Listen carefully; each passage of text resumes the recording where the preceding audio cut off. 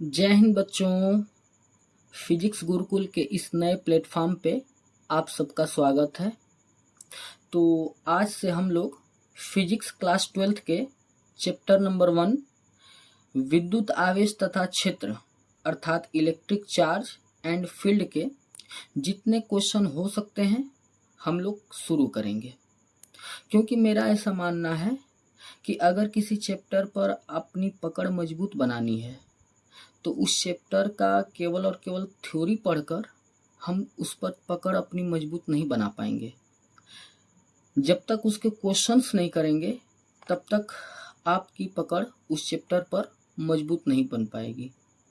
इसलिए हम आज से आप लोग को हर चैप्टर के जितने क्वेश्चन बन सकते हैं इम्पोर्टेंट वो सब हम आपको कराएंगे और हम बहुत बेसिक लेवल से शुरू करेंगे और हाई लेवल तक भी जाएंगे। तो शुरू करते हैं अपने बहुविकल्पीय प्रश्नों से। तो बहुविकल्पी का पहला प्रश्न है कि निम्न में से कौन सा आवेश संभव नहीं है। 4 ऑप्शन दिए हैं आपको और आपको बताना है कि इनमें से कौन सा आवेश संभव नहीं है। तो सबसे पहले आइए इसका कॉन्सेप्ट समझते हैं। आपने जब चैप्टर पढ़ा होगा तो आपने पढ़ा होगा आवेशों के गुण पढ़ाए होंगे। आवेशों के गुण, और आवेशों के 3 गुण होते हैं। पहला, आवेशों की योज्यता यानी कि एडिटिविटी।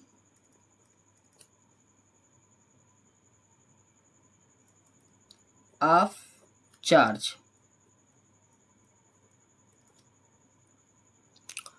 दूसरा गुण पढ़ाया गया होगा आवेशों का संरक्षण यानी कि कंजर्वेशन ऑफ चार्ज। और तीसरा गुण आपको पढ़ाया गया होगा आवेशों का क्वांटीकरण। और आवेशों के क्वांटीकरण से रिलेटेड ही हमारा ये क्वेश्चन है। तो आवेशों के क्वांटीकरण में कहा क्या जाता है कि आवेश जो है वो सदैव E के पूर्ण गुणज के रूप में होता है। क्या होता है? E के पूर्ण गुणज के रूप में होता है। अर्थात इसका क्या मतलब है? E के पूर्ण गुणज का मतलब कि E के पूर्ण गुणज का मतलब E के पहाड़े के रूप में होता है। E का पहाड़ा कैसे पढ़ेंगे? तो E1 जा E, E2 जा 2E, E3 जा 3E, E4 जा 4E, ऐसे चलते रहेंगे तो लास्ट में En जा Ne। तो हमारा जो किसी भी वस्तु पर आवेश की जो मात्रा होती है ना वो Ne हो सकती है। कभी भी आवेश की जो मात्रा है वो कभी भी ऐसा नहीं होगा कि 2/3E हो जाए, 3/2E हो जाए, 5/2E हो जाए। कभी ऐसा नहीं होगा। जब भी होना होगा तो E के पूर्ण गुणज के रूप में होगा। और जैसा कि आप सबको पता है कि आवेश 2 टाइप का होता है, प्लस में भी होता है और माइनस में भी होता है। तो किसी भी वस्तु पर जो आवेश की मात्रा है ना वो प्लस माइनस Ne होता है। और यहाँ पर n क्या ले सकते हैं? 1, 2, 3, 4, 5, 6, 7 ऐसे करके कोई भी प्राकृतिक संख्या ले सकते हैं।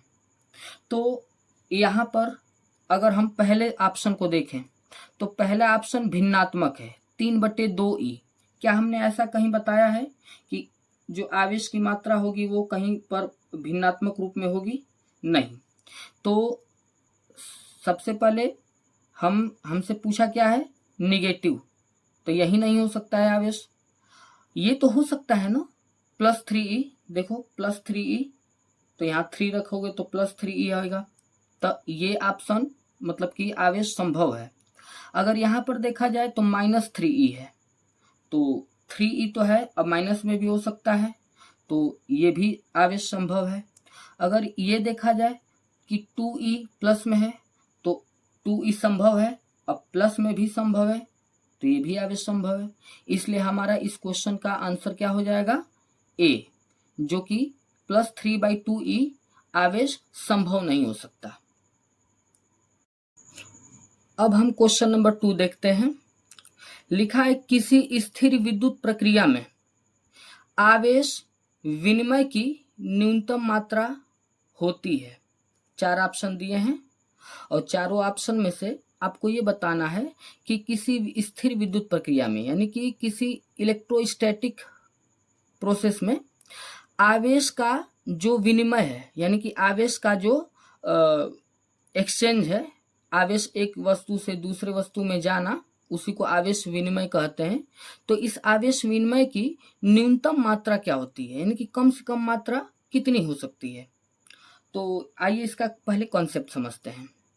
कॉन्सेप्ट ये है कि मान लेते हैं कि हमारे पास एक वस्तु ये है और दूसरी वस्तु ये है।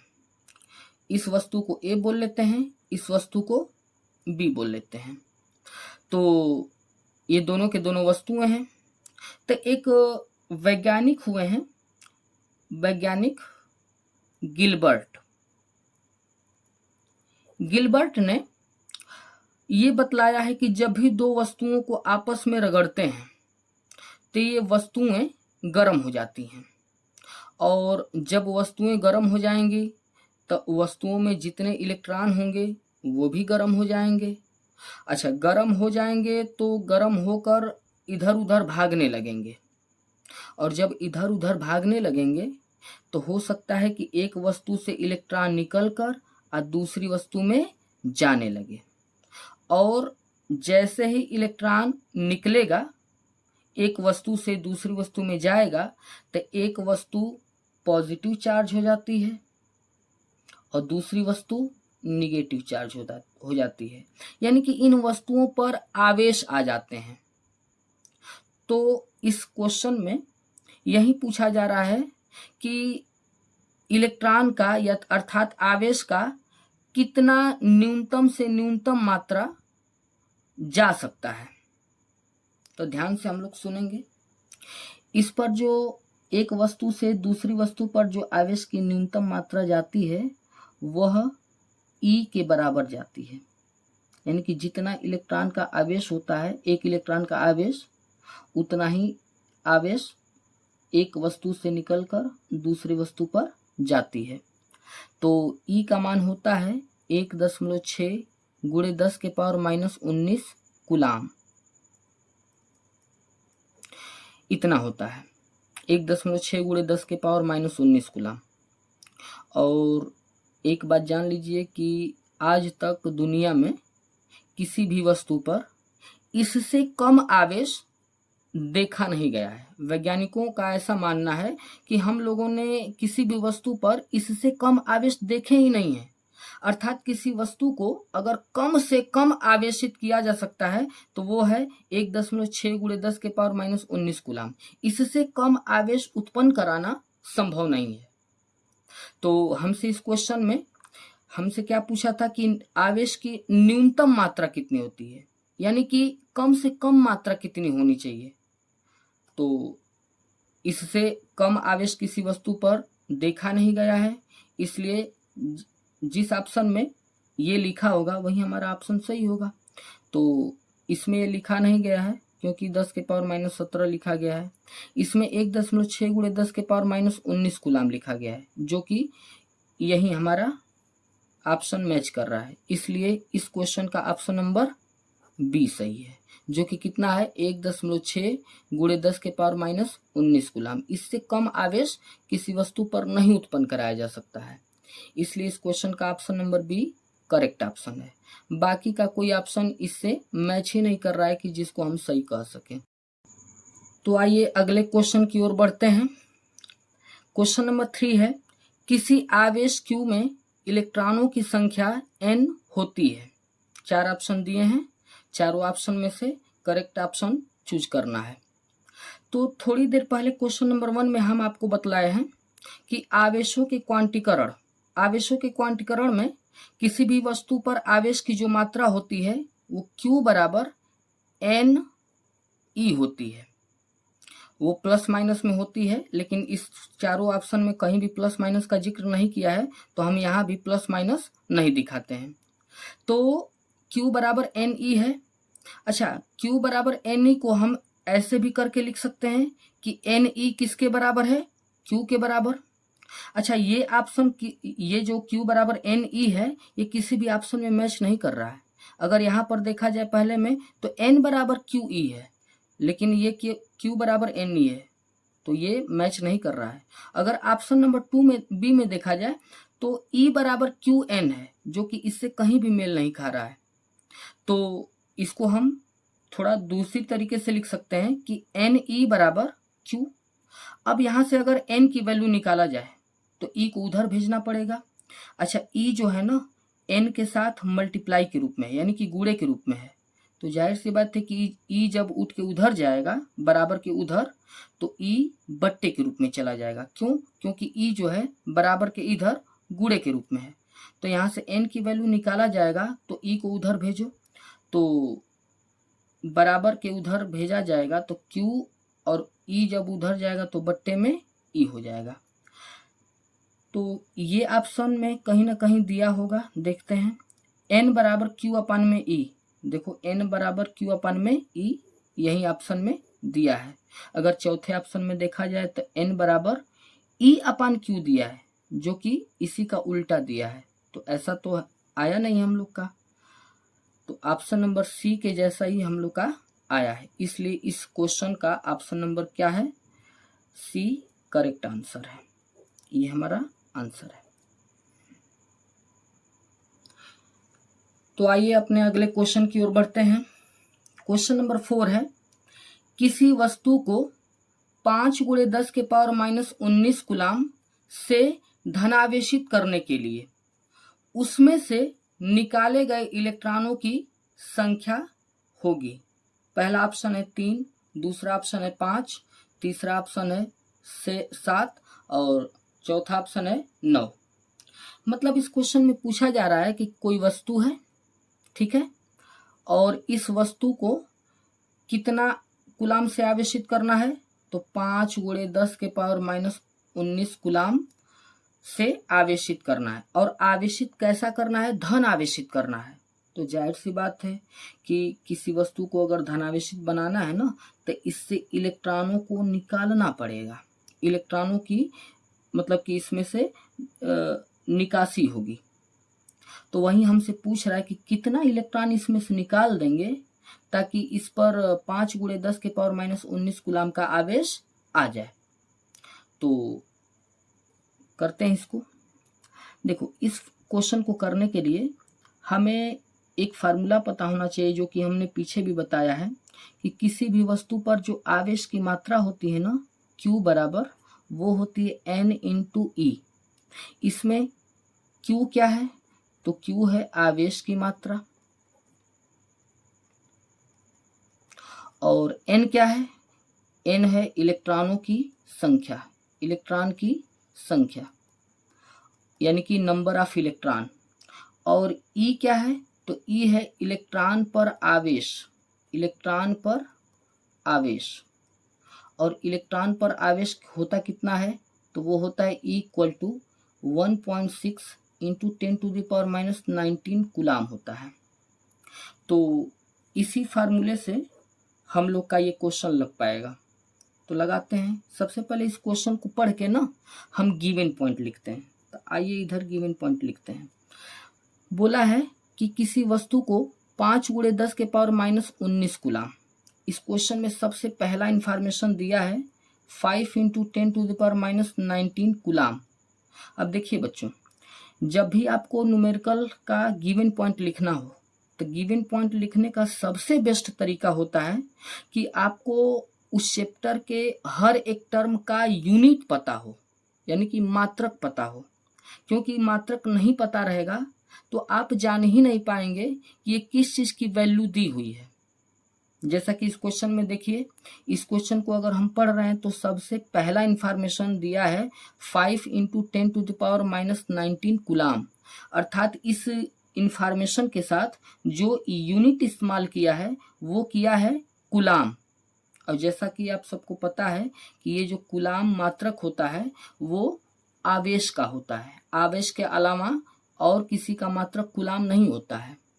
इसलिए इस 5 × 10⁻⁻19 कूलाम ये जो है आवेश का मान है, और आवेश को हम Q से डिनोट करते हैं, इसलिए Q का मान दिया है।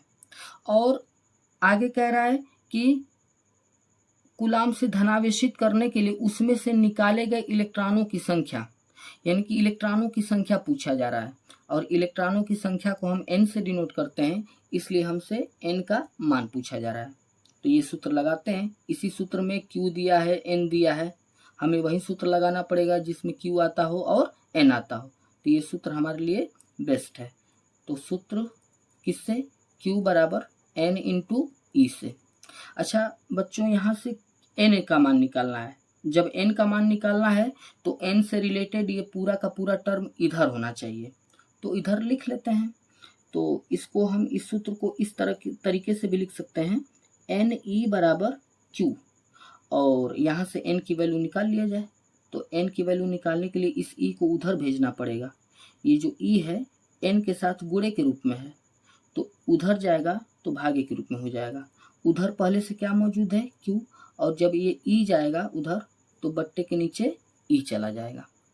अब यहाँ से हम वैल्यू रख देते हैं। n बराबर Q की वैल्यू क्या है दिया हुआ क्वेश्चन में? 5 × 10⁻⁻19, और अपान में E की वैल्यू दिया तो नहीं है, लेकिन हमें पता होता है। क्या होता है पता? 1.6 × 10⁻⁻19 कूलाम रख देते हैं। 1.6 × 10⁻⁻19 कूलाम। अब देखिए बच्चों, 10⁻⁻19 ऊपर बट्टे के ऊपर भी है और 10⁻⁻19 बट्टे के नीचे भी है। तो 10⁻⁻19 से 10⁻⁻19 कैंसिल आउट हो जाएगा, तो बचेगा क्या? ऊपर बचेगा 5 और नीचे बचेगा 1.6। अब मेरी बात ध्यान से सुनिएगा, जब भी बट्टे के नीचे दशमलव आए तो सबसे पहले इस बात पर दिमाग लगाइए कि ये दशमलव कैसे हटेगा। तो हम देख रहे हैं कि ये जो दशमलव है वो एक स्थान पर लगा हुआ है, एक अंक के जस्ट बाद ही लगा हुआ है। तो जब भी एक अंक के जस्ट बाद एक स्थान पर दशमलव लगा रहे और इसको हटाना है तो 10 से गुणा कर देते हैं। अब चूंकि मैथ का रूल ये कहता है कि अगर बट्टे के नीचे 10 का गुणा किया गया है तो बट्टे के ऊपर भी 10 का गुणा करना पड़ेगा। क्यों? क्योंकि इसमें इसके साथ 10 से गुणा करके इसको तो खुश कर दिए, तो ऊपर वाला नाराज हो जाएगा ना। इसलिए हमें नाराज किसी को नहीं करना है, सबको खुश रखना है। इसलिए अगर यहाँ पर बट्टे के नीचे 10 से गुणा किया जा रहा है तो मैथ के रूल के हिसाब से बट्टे के ऊपर भी 10 से गुणा करना पड़ेगा। तो n बराबर क्या हो जाएगा? ऊपर 10 से गुणा होगा तो 10 × 5 = 50 हो जाएगा, और नीचे 10 से गुणा किस लिए किए थे हम लोग? इस दशमलव को हटाने के लिए। तो ये दशमलव सिंपल सा हट कर ये 16 बन जाएगा। अब हम देख रहे हैं कि ये 2 से कट जाएगा, ये भी 2 से कट जाएगा, ये 2 से कटेगा तो कितनी बार में कटेगा? तो ये 2 से कटेगा तो ये 25 बार में कटेगा, और ये 2 से कटेगा तो 8 बार में कटेगा।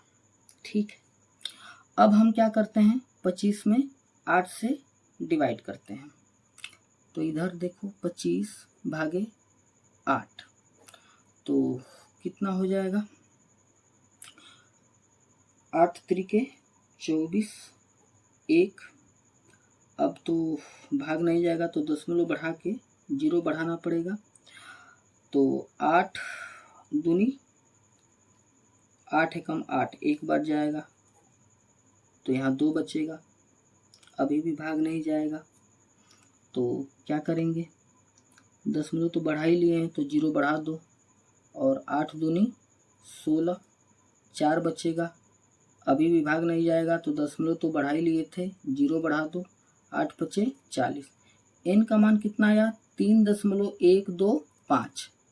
अब ये बच्चों n का मान जो आ रहा है इलेक्ट्रॉनों की संख्या 3.125, ये कहीं से भी सही नहीं लग रहा है, क्योंकि किसी भी चीज की जो संख्या होती है ना, वो एक कंप्लीटली नंबर में होना चाहिए। या तो ये 3 होना चाहिए या तो 4 होना चाहिए। ठीक, तो n का मान लगभग में क्या आ रहा है, 3 आ रहा है। और ये 3 किस ऑप्शन में दिया है, ए ऑप्शन में, इसलिए इस क्वेश्चन का ऑप्शन नंबर ए क्या हो जाएगा, करेक्ट हो जाएगा। अब बढ़ते हैं हम अपने अगले क्वेश्चन की तरफ। क्वेश्चन नंबर 5 दिया है 8 कूलाम ऋण आवेश में उपस्थित इलेक्ट्रॉनों की संख्या है, यानी कि इसमें भी हमसे इलेक्ट्रॉनों की संख्या पूछा जा रहा है। तो सबसे पहले इसको सॉल्व करते हैं, और सॉल्व करते वक्त सबसे पहले गिवन पॉइंट लिखते हैं, यानी कि इस क्वेश्चन को पढ़ के क्वेश्चन में जो जो दिया है उसको लिखते हैं। तो देखिए, सबसे पहले क्वेश्चन में दिया 8 कूलाम, यानी कि सबसे पहला इंफॉर्मेशन दिया है 8 कूलाम। तो 8 के साथ कूलाम लगाया है, कूलाम को सी से डिनोट करते हैं। तो 8 के साथ अगर कूलाम लगाया है, तो अभी थोड़ी देर पहले हम आपको बताए हैं कि ये जो कूलाम होता है ना, आवेश का ही एसआई मात्रक होता है। और चूंकि ये आवेश का एसआई मात्रक है, तो पक्की बात है कि ये पूरी की पूरी वैल्यू आवेश का ही होगा। और आवेश को हम Q से डिनोट करते हैं, तो Q इक्वल टू 8 कूलाम लिख दिए। फिर आगे कह रहा है कि ऋण आवेश में उपस्थित इलेक्ट्रॉनों की संख्या है, यानी कि हमसे इस क्वेश्चन में इलेक्ट्रॉनों की संख्या पूछी जा रही है, और इलेक्ट्रॉनों की संख्या को हम n से डिनोट किया करते हैं। तो n बराबर क्वेश्चन मार्क लिख दिए। अब हमें वो फार्मूला लगाना है जिसमें Q आता है और n आता है। तो अभी थोड़ी देर पहले हम फार्मूला बताए हैं, क्या बताए हैं, Q बराबर NE। अब चूंकि हमें Q बराबर NE फार्मूले से n को निकालना है, और n का टर्म बराबर के इधर होना चाहिए।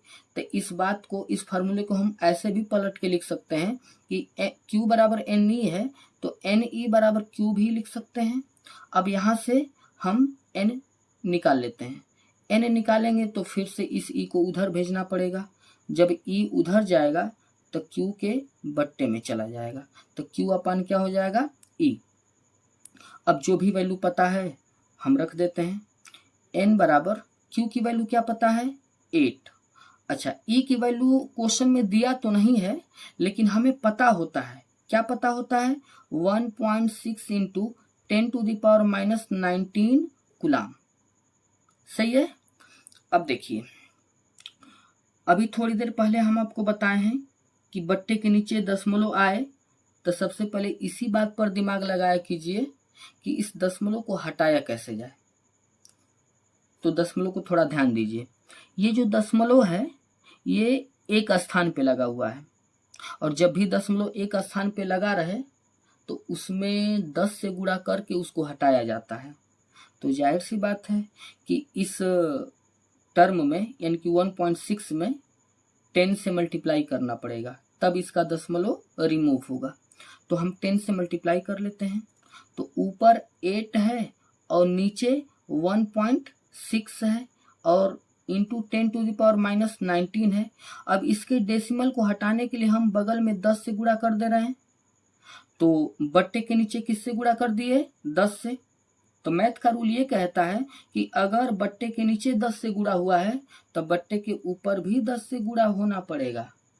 क्यों, क्योंकि इस 1.6 को 10 से गुणा करके इसको तो खुश कर दे रहे हैं आप, लेकिन 8 नाराज हो जा रहा है ना, तो इस 8 को भी नाराज नहीं करना है, उसमें भी 10 से गुणा करके उसको खुश कर देना है, तब दोनों में बैलेंस बना रहेगा।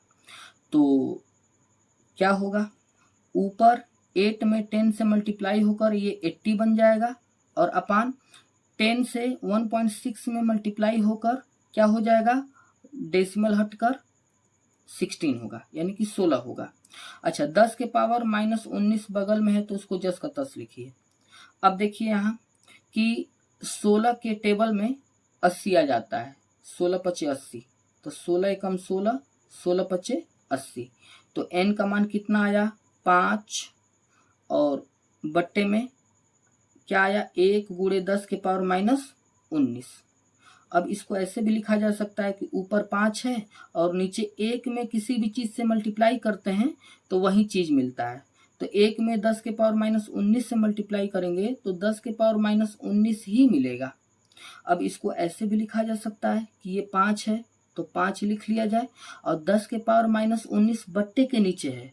तो देखिए, बट्टे के नीचे कुछ भी हो, अगर उसका पावर माइनस में है तो उसको ऊपर ले जाएंगे तो उसका पावर प्लस में हो जाएगा। अगर ये पावर प्लस में होता ना तो ऊपर जाकर माइनस में होता है। कहने का मेरा मतलब ये है कि जब भी बट्टे के नीचे कुछ लिखा हो तो उसको अगर ऊपर लेके जाएंगे तो इसके पावर का चिन्ह बदल जाता है।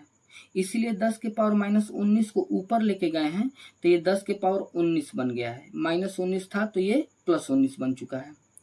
और यही हमारा इलेक्ट्रॉनों की संख्या आया है। तो 5 गुणे 10 के पावर 19 इलेक्ट्रॉन आया है। और ऐसा किस ऑप्शन में मैच कर रहा है, तो देखिए तो पहले ऑप्शन में मैच कर रहा है। तो इसलिए इस क्वेश्चन का कौन सा आंसर सही होगा, ए ऑप्शन करेक्ट आंसर होगा। तो इस वीडियो में बस इतना ही। अगले वीडियो में फिर मिलेंगे कुछ नए क्वेश्चंस के साथ। तब तक के लिए धन्यवाद।